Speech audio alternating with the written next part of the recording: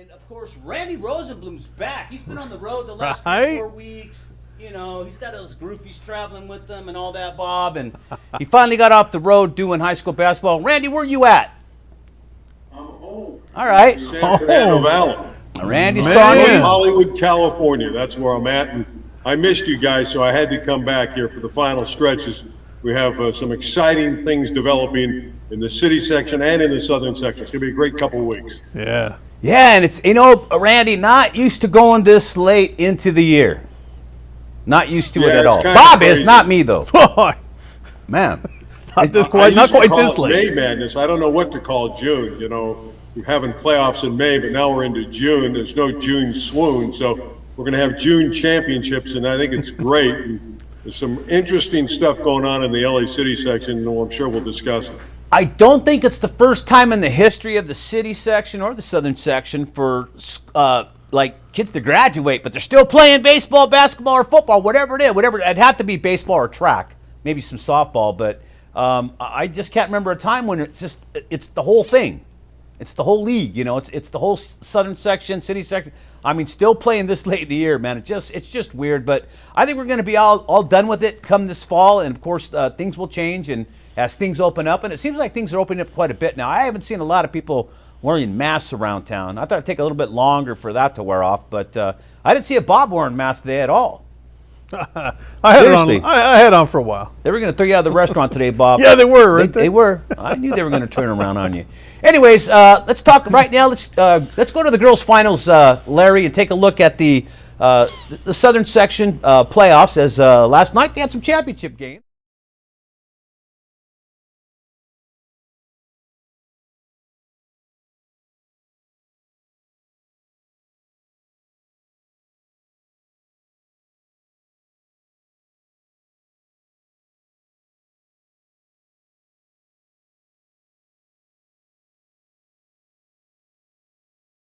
These may be, I mean, you can speculate, but two of the better teams to ever play for a CIF title.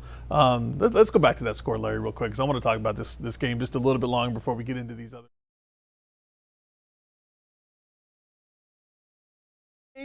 Lonnie White hits a three at the buzzer to win it. For Modern Day, and they were really the underdogs in this game. Centennial had been the number one seed, and everyone was talking about how good Centennial, and they really were, and they were on their home court. Everything was set up for the Lady Huskies, but it didn't quite happen. Brooke Dimitri, 28 points and 11 rebounds to lead the way. Man, she stepped up as the great player that she was to finish out her senior season. Regional championships coming up too, so there's still some more basketball to be played. But Kevin Kiernan, the head coach, want to mention that he had won 5 championships at Troy back in the day. Of course, he's been the longtime head coach at Modern Day now. He had won 5 CIF titles there, so he got the 6th one last night. So 11 CIF titles for Kevin Kiernan. Congratulations, Coach. You won't find anyone who has a bad word to say about Kevin Kiernan in the basketball community anywhere. Oh, I could think of about Southern California. I could think of about 50 of his opponents, Bob. What are you talking about? They may not be happy with him. Come on. But everybody else has the ultimate respect for Kevin Kiernan. That's 11 CIF titles, and man, he just keeps rolling there at Modern Day. And he's got Lonnie White's only a junior, by the way. She's coming back for her senior year next year, and she'll lead the way for the Lady Monarchs. What a great win for them. Bob, you are the king of hyperbole, and that's why we love you here on this show, baby. All right, let's continue on. Enough about Modern Day and Corona Centennial. Let's move on. Take a couple more scores from last night. Yes. Poly with a big game over Esperanza, 80-52. You know, Long Beach Poly was not challenged one bit, Bob, in any of the playoff games. They won every game. The first game they won by 22. Against Bishop Montgomery, they won by, I don't know, maybe they won by 22 there again, and then it went by 25 against Fairmont Prep, and then they finished off Esperanza by 25, the most points they score, whatever this is here. But anyways, they finished with Esperanza. And you know what? The interesting thing here, Bob, is this is Long Beach Poly, the Lady Jackrabbits. This is their 7th CIF championship for them, and it's the school's 123rd CIF championship. I mean, how many schools got 100? No. How many schools got 10? Not many. I guarantee you Modern Day. Well, maybe Modern Day. No, they don't have it. They're not even close to Long Beach. Right. No, congratulations. Hey, Esperanza, the Cinderella run that they had in the playoffs, congratulations to them to get to the point. And but you run into that Long Beach Poly team, man. There was no knocking down that wall for sure. Yeah, it's amazing. But, Kayla Bugs, coach's kid. Yeah. 25 points, 11 rebounds, four assists, 2 steals, and even sold some concessions, Bob. She was phenomenal in the big win. And I believe it was Lily Bugs, no relation, even though they have the same last name. And that's kind of an odd name. We were talking about that. Yeah. Interesting name. All right. But anyways, she poured in 19 points and also had 11 rebounds. So the Bugs is taking care of business, Bob. Right. Long Beach Poly again winning their 123rd CIF championship. Amazing. But it's one of the older schools in the area, so you might expect to have plenty of time to get it done. Our clock never ran there. Anyways, I like Ike. Eisenhower against Paloma Valley. Bob, I know you were dying to see this game. Hey, I know you were complaining you couldn't get out there because you want to see Paloma Valley, and this is what happens. Talk about another school with a storied athletic history. Eisenhower adds another CIF title to their long list as well. Remember the days when they had that football program out there at Ike, man? That was they just did. Rolling They did. along. So, good to see Eisenhower I back can tell on you the how they map. did it, too. But I won't. Not here. Not now. Go ahead, Bob. Continue on. All right. Ayala wins in the Division 3A, 3 points better than San Dimas in this one. 57-54 for Ayala High School in Chino Hills. So Better big remind win everybody, for this them. is the ladies' girls This basketball. is girls basketball, of course. We're still on the girls Yep. side of things here. All right, making sure, So Bob. Ayala over San Dimas Guys are playing by right 3. now. Mary Starr. How do you like that? Mary Star of the Sea, my brother. Right. 54-50 over Agoura, Bob.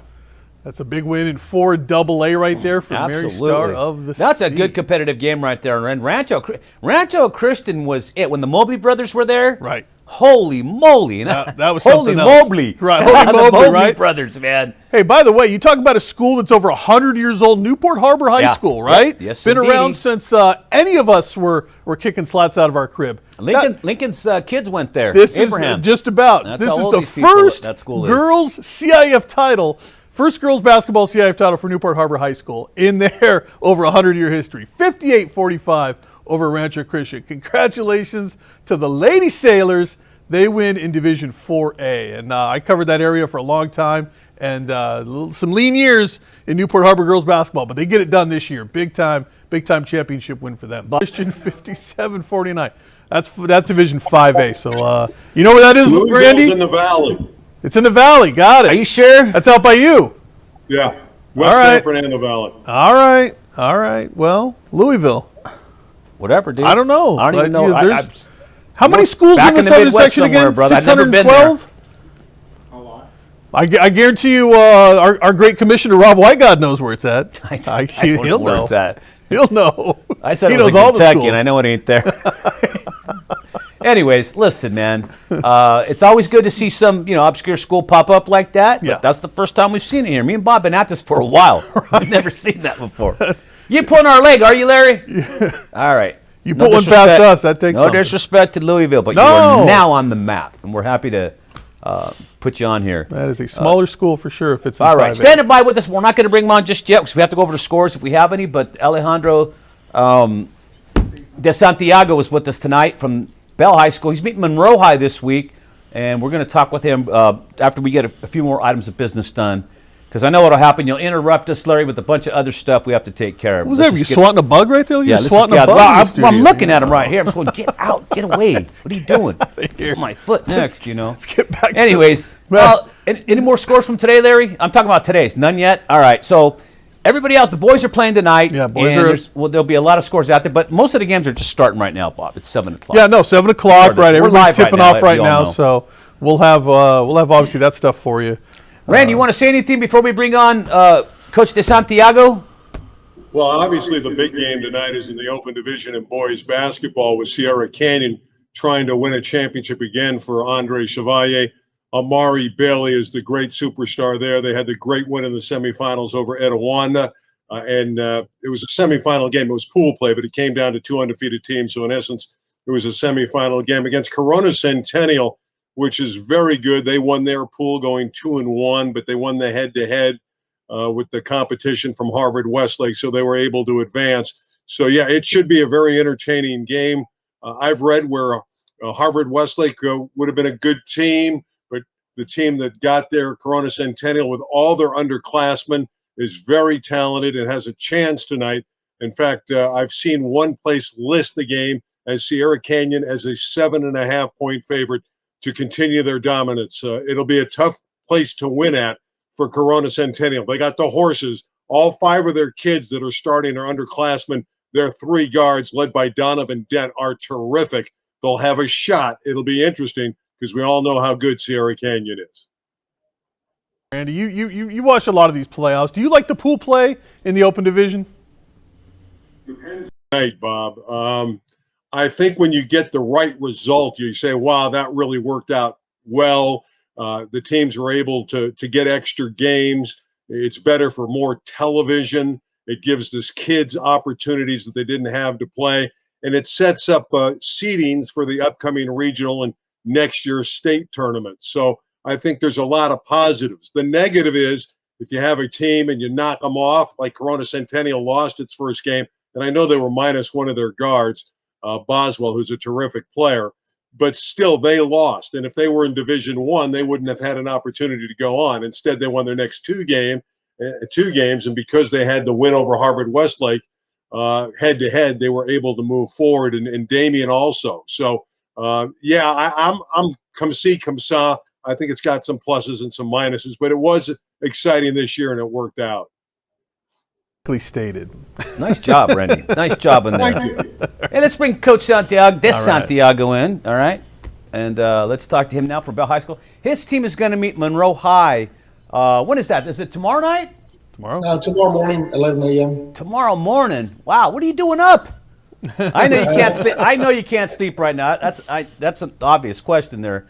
A joke, I should say, but it fell flat. But anyways, Coach, congratulations for getting there. It seems like you had a lot of challenges this year keeping everything going, man. You didn't know if you're going to get to play or not. You're playing out of sorts because this isn't really the season for basketball, but I don't think it matters to you guys. And, kids face challenges. They were ready. I had a senior-heavy team, a lot of experience. They stuck together, communicated, and, just kind of hung out to hope. And as a result, when we were ready to go, and LA City gave the go-ahead, we're ready to roll and ready to practice. That you would be here at this point in time? Not necessarily. It's June. We don't, play basketball at this point. In regards to our season, having a 10-game season at this point, we're kind of halfway. We're barely competing in league at this point.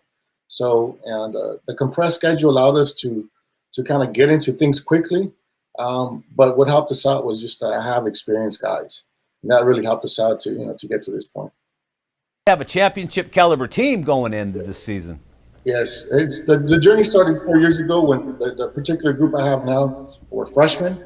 Mm-hmm. They grew up together, they played together, they stuck together, and that experience now, 4 years later, is paying dividends.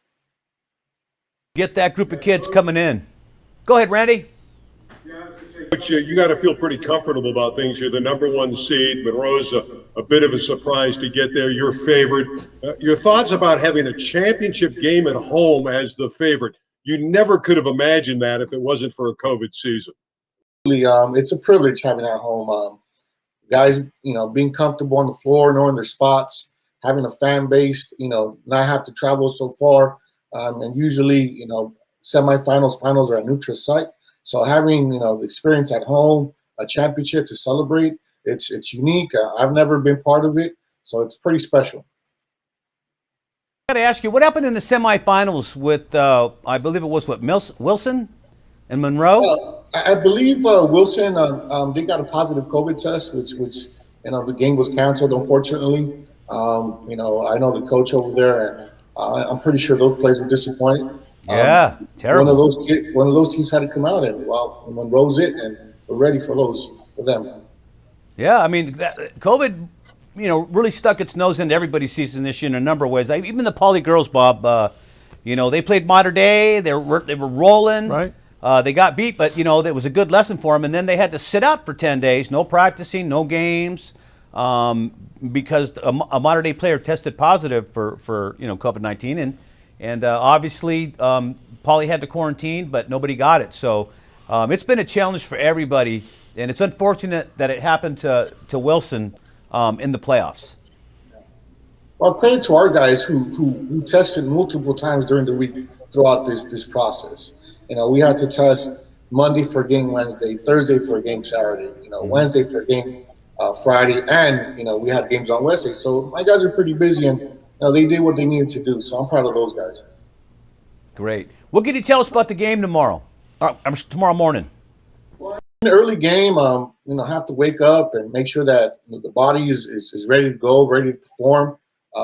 Making sure that my guys get enough game shots and wake up early enough.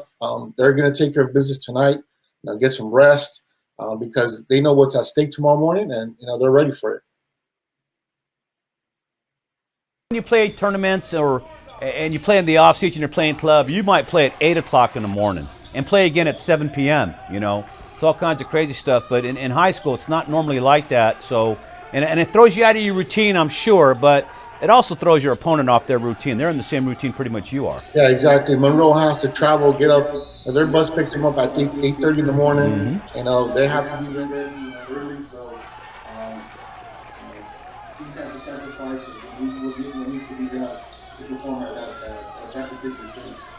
Describe your team for us, Coach. What do you guys do so well that you're in the finals? I think honestly, our guys, they care about each other. They're brothers away from their own family. We have a close group. They're very close to each other. They bond well together, and in practice they compete, which is important. Every time I talk to kids that get to title games or win CIF championships, the one thing you get from them is they have good camaraderie on the team. Everybody gets along well. They hang out on the weekends, and this is part of it. Being able to bond and get your team to bond together and actually care about each other to the point where you give it all. You give everything you have. So it sounds like that's what you have. Good formula, and hopefully it'll take you over the top tomorrow. How's the student body been taking you guys? I mean, student body. Because of COVID, not too many students are on campus. But we have a great fan base. Our players have friends who heavily support them. I know the Lebanese community is very big at Bell in regards to sports, as well as former alumni, our administration. Other coaches are coming to support. So we have a good fan base. We're going to have a good crowd tomorrow, and they're very supportive, and they give us some energy when we're flat out there, and that happened at Laces, and our crowd brought us back to that game, and they helped us out, and we fed off that. Hey, Coach, does it mean more because you're a neighborhood school? I mean, we were talking early in the show about some of these other schools where kids will travel and they're from outside the area, but a school like Bell is a neighborhood school. These kids have probably all grown up together. Does that make it even a little more special, especially for the seniors? Oh, absolutely, because a particular group of kids started together at the middle school. We went to go watch them during their spring 8th grade year. Watch them compete, watch them build some chemistry, and a lot of these kids know each other, whether they went to the same middle school or adjacent middle schools. They knew about each other, so they came together at Bell, and they kind of form a good pack, a good bond. Me to Ali Saab, your outstanding forward, 6'3". What has he meant to you, and what has he meant to the program? Player. He plays with a lot of passion, and his passion, his dedication to his body, to his game, the seriousness, the approach that he takes, feeds off. The guys feed off that energy. At practice we're serious, we compete. So he's an emotional leader, but a good leader because he leads with his work ethic. I'm just surprised that you got a guy 6'3" at Bell. Where'd you get him? How come nobody stole him from you? Right? Seriously, we don't get big guys at Bell, but every 4 or 5 years we get a 6'4", 6'5" guy, and that helps. do you guys have a good club program over there? The off season for the youth. That's not something you do, but there's the NJB out there. There's AAU ball. Anything like that going on in town? Necessarily, the summers are pretty challenging for us just because the kids are out of school, kids want a vacation. We do over the summer we do have workouts though. We'll work out a couple times a week, and I bring in former alumni that want to give back, and they come in and give time to these kids and give effort, and they teach as well. So we always have alumni coming back and giving back to the program. That happen. Coach, what do you expect going forward as far, and I know you don't have the crystal ball, but I'm sure you're in conversations with your administration over at Bell, and what's the situation like going back into the fall? Do you think everything's just going to be back to as normal as we can have, where people are back at school and nobody's staying home? I hope for some kind of normalcy, for some find some ways for things to be normal.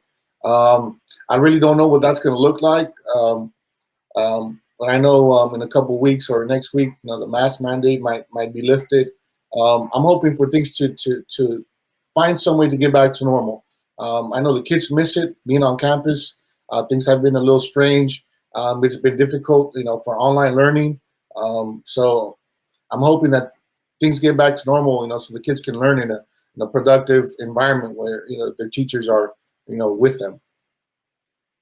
Let's get down to tomorrow night's game against Monroe. Coach, what do you expect tomorrow night? What do they bring?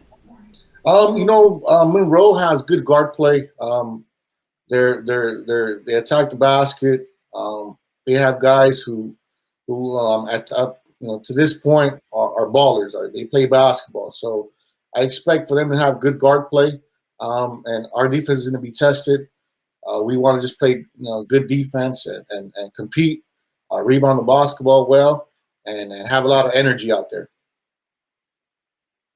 I mean, you're the one that had to look at the films, get your team ready. Unfortunate you didn't have that Wilson game to look at against Monroe, kind of see a little bit more of what's going on. So it's going to be interesting to see how your team mets out tomorrow. Now, Coach, we do this mainly with a lot of coaches. We start going on. Obviously, you're a basketball coach. It's got to be your passion somewhere to the line. Who's your favorite team in the NBA? No doubt about it. I'm a Laker fan. No doubt about it. Was never a Laker fan until Bob was not a Laker fan till this year, and he was rooting for him. And every time Bob roots for a team, they lose. That's right. I'm telling you now. Every bandwagon I jump on, he's the kiss of death. Bob. Come on. Bell's got purple. It's got to be purple and gold. Yeah. Las Vegas gold. That's Bell's got purple too, Las right? Vegas gold. Well, everybody know that Bell used to be all red, and when Coach got there, he changed it to purple and gold. I mean, he is a true Laker fan, as you can see right now. So, Coach, what do you make of the Lakers situation right now, man? It's almost like I think that LeBron needed to get it done again this year, because I don't think it's going to happen anymore for him. He looked like he was out of gas. I really didn't like the way he pulled an Isaiah Thomas by walking off the court after the Lakers lost, the last game in the playoffs when they got beat by Phoenix. I just wonder, what's going to happen. I know he wants to stick around long enough for his son to get on the team. I don't know if he's going to have that much left, although Bob does, right, Bob? That's he's right, going to have enough to do that? No, I don't. Do you think Bronny's going to be able to join him on the team? Health above all. Health above all. Anthony Davis needs to be healthy, for an 82-game season. A healthy Laker team, I think, would have advanced. Unfortunately, that's not the case. So health is a big priority. Just like us, we are fortunate to be healthy up to this point. They need one more guy right now, though. They do. You just have to have. They have to have that third element. I think they're a point guard away from, a solid point guard away from. Yeah, absolutely. But you got to have three guys now. I mean, the Warriors were the last great team. They had three great ones. And now you see James Harden. With his tail between his legs, he sneaks into Brooklyn. They got three great ones now. You know, he's the only one that hasn't won a championship, and that's why he went there, to win a championship. He's selling out. That's Bob's opinion. I'm just regurgitating what he tells me, you know. But it's going to be interesting to see what happens. You think the Clippers have a chance of coming back? Down 0-2. I mean, they're playing a tough team. Utah is is a new team. And in regards to advancing this far, Donovan Mitchell's a great player. You know, you got Rudy Gobert, who's Defensive Player of the Year. They got their work cut out. So Devin Booker's. I just don't see them advancing. Yeah, to me, it's wide open, but more than likely, Brooklyn's going to win this thing. Although that Philly series right now, Bob, is something else. It is. I mean, you got some studs playing in that game right now, you know. But I think it's going to be Brooklyn's to have. I like I told you guys before, I don't think Paul George was the answer for the Clippers to get over the hill. I'm glad he did become a Laker. He's I don't even think he's good enough to be the third wheel right now. I just don't see it. So Clippers are in a lot of trouble. Probably more than the Lakers if Anthony Davis sticks around. If things don't happen and they don't get a good acquisition in the offseason, I don't know if AD will stick around because they need help. They need help. One guy goes down, it's over. Look at Brooklyn. Yeah. They had James Harden goes down with a hamstring injury, and they're in the playoffs, and they still win by 20. You know, you got to have another element. They just don't have it. Like you say, they're just a point guard away. Yeah, just a point guard away. It was Bradley Beal with Washington. That's who they want. What's that, Randy? The Lakers want Bradley Beal. If they could swing a trade in the offseason and bring him into town, that would give them the scorer that they really need. Well, he's got a lot of experience, but I don't know. I don't know, you know, what his health is like right now. You know, he's getting a little long in years, and for point guards, it's tough. It's tough, you know, with all the guys coming up and stuff like that. I know 30 a game. So. Yeah, well, Bob, he is now, but there's only one ball in L.A., and, you know, LeBron wants to shoot that ball an awful lot, right? And Anthony Davis, high percentage shooter. So, I don't know. We'll see what happens. Hey, Coach, we wish you great success tomorrow. We hope you can bring it home. Does Bell have any CIF championships in basketball that you know of? Yeah, we have 3. One in '97, one in '07, and another one in 2012 by Randy Kim in '97. Alexander Diaghiero in '07 and 2012. So I'm trying to jump on that bus and you know, be with those guys. You're due based on that, you know, chronological order. You're due for a title, man. You know? So hopefully you guys go out tomorrow and do yourself proud, man. I think you guys will do well. I think you'll do fine. You know? I appreciate it, man. Thank you. If your team has all that closeness and camaraderie, there's no way you can be beat. Yeah, strong bond. No way, man. Yes, sir. All right, Coach. Once again, congratulations getting to the finals. Hey, you can hang out with. We got about a minute to go. Randy, anything else you want to do? Parting shot before we get off here tonight? Yeah, tomorrow night, Westchester plays Birmingham, 1 against number 2. Westchester trying to repeat as the Open champion in boys basketball in the city section. Ed Azam is looking for his 16th city title in 41 years. That would tie him with the great legendary coach of Crenshaw, Willie West. No one ever thought it was an approachable record, but somehow Ed Azam has gotten there. And tomorrow night against a very good Birmingham team led by a great guard by the name of David Elliott, who averages 25 a game. Ed Azam has his chance to get number 16.